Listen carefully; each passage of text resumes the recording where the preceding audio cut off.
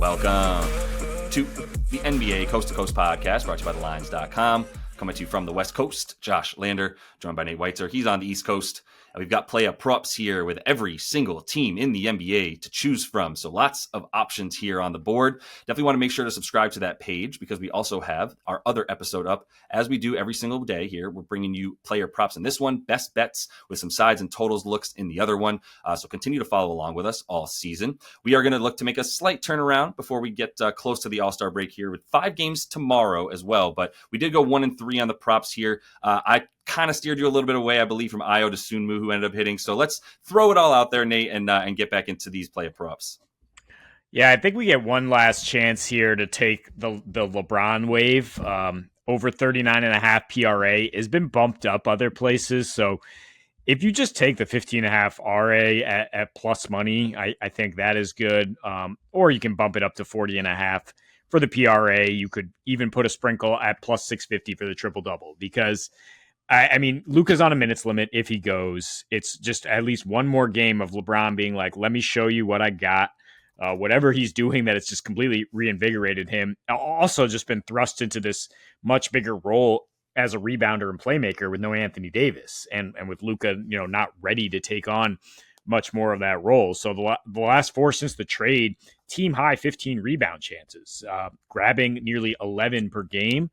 9.3 assists as well on the 14 potential assists and a 37% usage rate, 31 points per game. He came up just short, right, in 29 minutes in a blowout over Utah in Luka's debut. And I just think this one will be much closer because it's in Utah. And just because, I think the Jazz will be up for it a little bit more after, all the fanfare. Probably a young Jazz team a little bit starstruck in that situation where it's like, everybody out, welcoming Luka and just like, oh, this team is so star-studded. But I mean, the last one in Utah, LeBron had to go for 27 and 14 dimes on a 41% usage rate to get a 1-point win. And he didn't shoot well from the perimeter in that one. The Jazz had all 3 front court guys. So it's not like you could say oh, they were shorthanded. He was able to attack the rim. No, they're just bad. Even when they have those guys, they allow the 51 paint points and 70% at the rim, second worst in the league. And recently they've allowed a league high 31 assists per game, along with the 5th worst defensive rating. And so, I mean, however you want to slice it, I think Bron's putting up numbers here, and whether Luka is able to play his minutes limit or not. Yeah. I mean, for LeBron, it's like, if Luka's not out there for the amount of time that LeBron's out there, then it's LeBron and the boys, right? And that's what we're banking on here. I love the points and assists. I tried to attack that last time. It was at 32 or 31 and a half, whatever it was. He missed by 1 because he didn't play more than the 29 minutes. That it's a weird thing when Luka comes to town. The first game with Luka and LeBron playing together, there's going to be a lot of fanfare. There's going to be probably a good enough vibes at home to just wax a team like the Jazz. But keeping this one a bit closer, Luka not out, this is prime for LeBron's got 27, 26, 28 PRA, or 29 or whatever. Middle of third quarter, Luka's done. Now we've got 12 minutes of floor time with LeBron and the boys, right? I'll take him to get 10 PRA in 12 minutes with the boys when he's got to do it all against this Utah defense. So, I mean, that's almost worst case scenario. But because you have Luka coming out and then that limit, that you're going to get LeBron on the floor by himself. Consider Luka live unders. Once he gets to a certain minute limit, you're not going to see him again. So if they don't take that into consideration with the books, which they don't, because they're not really watching the news to add that to their algorithm or anything, right? It's all live. So live betting Luka unders is going to be good. Live betting LeBron overs could be good, but I'm good with this bet that you put out as well. So let me get to my first look here. Go to my boy Isaiah Hartenstein on the Thunder here, taking on the Miami Heat. And I'm going with the over 11.5 rebounds. You can still get that for minus 120. That thing opened at minus 105, but they were just trying to tempt us to ruin our health account, our account health, I think, when they gave us 11.5 minus 105 for the open. I was like, they're just trying to test everybody here with these, $200 limits to see who's going to bet on it so they can limit our accounts. Just keep that in mind. But minus 120 is still a great price for iHeart in this one against a Miami team that's still very bad. limiting center rebounds. I thought things were going to change when Kel'el Ware started getting out there, playing 25 to 30 minutes. Now you've got two really, really good rim protectors, or at least one really good rim protector, and Bam as a very big plus defender. Call him a rim protector if you want, but the point is like the rebounds have not improved for them. If you look at the last this is a wild stat, but if you look at the last 15 centers to play against them, 11 of them have gone over their prop line. They're all averaging two more rebounds per game than their season averages. So centers who play the Heat are averaging two more rebounds per game than their individual season averages against Miami, getting a huge bump in those rebounds without playing fast. Miami's still in the bottom five with the pace. They're just taking a lot fewer threes is a big reason that I attribute to all this. They are allowing the sixth most to centers on the season. They've actually had a little streak where I thought Kel'el Ware was bringing them up. In the last 7 games, they've been 12th best limiting center rebounds overall, but 14th worst in the last 15. You look at who they've played in the last 7, not quite the same, and still plenty of guys going over their rebound lines. In the last 15, if you look at the similar players to Hartenstein, either by center or by like archetype, but really by center, we're talking about 11 of the last 15 have gone over their prop, and 11 of the last 15 have gotten double-digit rebounds against this squad, including iHeart, who had 18 against them, right? And the thing here that I'm attacking is like, I wanted to see what would happen when Chet got on the floor with Hartenstein. And watching, they played 31 minutes together on the court this season over the course of 2 games. In those 31 minutes, Isaiah Hartenstein is averaging 18 and a half rebounds per 36. It makes a ton of sense. Chet is a stretch 4, and now we've got Isaiah Hartenstein playing, just controlling the paint. Chet is there on defense so near the baseline a lot. He's usually guarding corner 3 guys so that he can also be there for the rebounds or to help and pinch into the paint to block shots. But that's the beautiful part is he's going up to block every shot. And Isaiah Hartenstein just standing there like, great, all right, I'll just wait for the ball to land after this guy probably misses because you're one of the best shot blockers in the league. I'll be right there to let the ball just fall right into my hands and keep getting those boards. So this is just a match made in heaven, man. What a pickup in the offseason. We're about to see one of the best teams in the history of the NBA as of right now probably get better with their plus 13.5 net rating, which is better than any team in the history of the league over the course of this part of the season. So yeah, love the Thunder to win by a lot and love Hartenstein to have a lot of boards. Yeah, I don't know if this just was released, but they're going to rest Chet tonight, so it's all Hartenstein down low. Then it's that maybe that's why the number bumped up a little bit. Gotcha. But the Heat team total 102.5 and dropping, as everyone's just like, how are they going to score? Tyler Hero has a stomach illness. Jaquez is questionable. This is just going to be a woeful offensive performance, we would think. So plenty of rebounds to go around for as long as Hart is out there. I ain't scared of 13.5 at home for the Thunder, by the way, when they're averaging a 14-point margin of victory in their own building. So just throwing that out there. Yeah. Don't get in front of that train. We've learned. So I've learned to stick with my gut here on the Bulls unders. I wanted Dosunmu, I wanted Giddey, and then I bailed off them yesterday, just mentioned them as leans.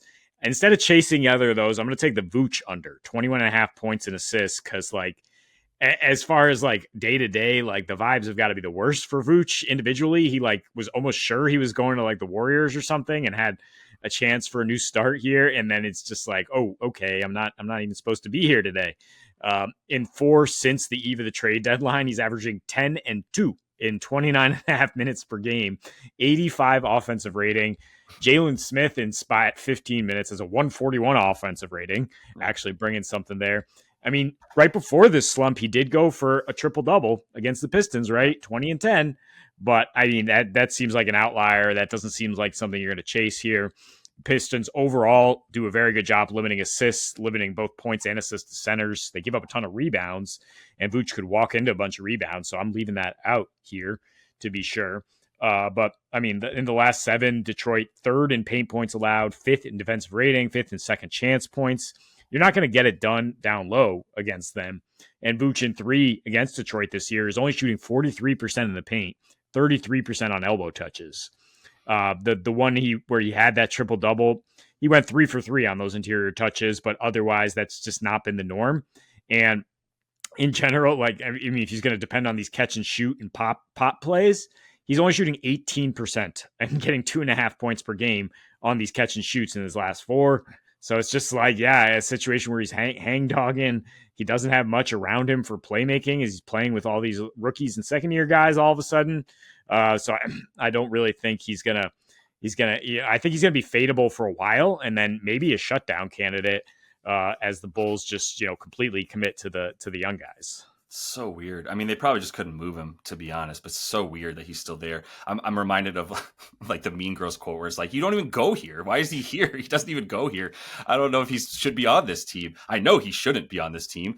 This should be the Jalen Smith show. We should be watching him do his thing out there with old goggles. But yeah, this is a little bit scary for if you just look at the season as a whole. But this man has dropped way down in everything that he was doing really well. He has had a history of getting assists against Jalen Duran and company, but to your point, like this is just all a miss now. This is all awry. Everything that he had going at the beginning of the season, knowing who's sort of around him on the wings, and he can just control the top of the key, and it's just all different now, man. And I just don't think I think he's going to have the hardest time getting used to what's going on here. Probably Kobe White as well, to be honest. His touches have gone down also. That's been a big reason. Like there's not a two-man game with he and Vooch. Now it's just spread the floor with guys like Giddey and Desunmu, obviously, and then even Buzelis. It's like, but this is just a bunch of random dudes that Vooch is playing with for as far as he's concerned at this point. So I'm not sure what we're going to get from him, but Jalen Duren has been unleashed too, and that's a big part of all this. So daily reminder on the show to bet on Isaiah Collier. You've got him at 8.5 assists. I'm not going to him right now. I have a couple other bets, but let's just get a couple of the leans out here. Love him. Another Walker Kessler, probably over rebounds at home against this team. He's still at 11.5, going up against Jackson Hayes. I'm good with all that. Just want to throw those leans out there. Yeah, you got some thoughts? Collier's second in the NBA in potential assists in the last 5 games. Only Trae Young with more. Yes, only Trae Young. And only Luka Doncic has had a stretch alongside Trae Young with this many potential assists over 5 games. The 3 of them have had the best 6-game stretches in the league throughout the year. This is not hyperbole. I say Collier is a baller. So 8.5 assists, I'm still good with. 18.5, I think it's 19.5 points and assists, still good with. And like I said, love the boards for Walker Kessler. I am a Jazz fan this season. Let's be very clear. But the bet that I love here is a wagon of a hit rate, and that is Kristaps Porzingis over 5.5 first quarter points, and they just keep daring us, man. And to be fair to the books, like the volume isn't like crazy high for Kristaps. He is playing 8.5, 9 minutes per first quarter, so I'm good with that. But the shots are, I should say the volume is pretty good actually. It's at 4.5 field goal attempts per first quarter since he's come back from injury, roughly like a month and a half, 2 months, what is it, a month and a half ago now or so, that he came back from another little short stint on the injury report for a few games.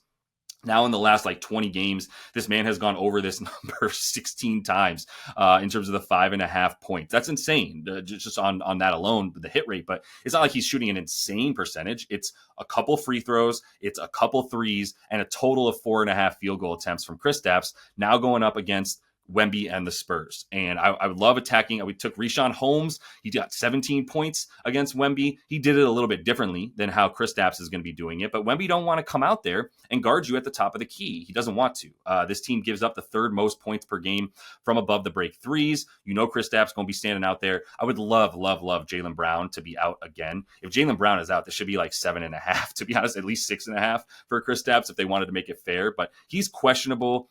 This is a good Spurs team, so I'm not going to say they're just going to rest JB, but I mean, do you really need him right now before the playoffs? So whatever it is, I do see this being not like a rollover game for Boston. They're going to win, and they're going to try to win, and they're going to hold home court. But I think that Kristaps is going to have a ton of success with or without JB. Let's be clear. The Spurs are giving up the 4th most points per game to the center position, especially to shooting centers like Kristaps, who can pull Wemby from the basket where he doesn't want to leave. He just wants to stand right there in the paint underneath the foul line and not move. And if there is a guy in the league that can at least shoot without worrying about being blocked by Wemby when he's 4 feet away from him, it is the 7'4" Kristaps Porzingis. Like that's one of the only dudes that can say that. So that's why I love him in this one. The 19.5 points is just a little bit high when I consider that they might be very happy to play a bit more Cornette and Queta in this game as well. Just once again, don't need to like overexpend your guys. Let them get into the break nice and healthy and nice and rested. So the first quarter is just a wagon for the dude. It's all volume. It's all hit rate. I don't have anything else for you. The matchup is good. I'm very happy to take it at -105. Yeah, dudes do seem to step up when they play Wemby, and they just want to show him that he ain't the man yet. And Kristaps He plays to the crowd. He's going to be more reliable at home. I forget the last time he tried to take this, was it on the road? He like scrambled for one. No, he ended up being a late scratch in that one. Oh, okay. Yeah. Well, there you go. Yeah. Yeah, but if there's no Jaylen Brown, he is the other guy, the other kind of tone setter for the Celtics. So yeah, you're definitely correct there to be like, all right, they're going to run a lot through Porzingis. They're also going to try to set the tone. I think it was against the Cavs you were talking about with Porzingis. Same idea, right? You want to set the tone by pulling the big away from the basket, hit some shots early, at least prove you're willing to take the shots early. And Porzingis is happy to do that. Yeah, it's so funny that it's kind of like when Kendrick Perkins would get the first shot every game for the Celtics, but it was just such a different scenario. But it was the same concept of like, let's get our big man early and have him start things and keep him involved. After that, it was done for Kendrick. But yeah, KP will keep being involved. So that's all the time that we have for you here today with 15 games on that slate. Like we said, make sure you are subscribed to that page. Check out Best Bets so you can get some looks on the sides and totals for today as well. And until we see you next, happy betting.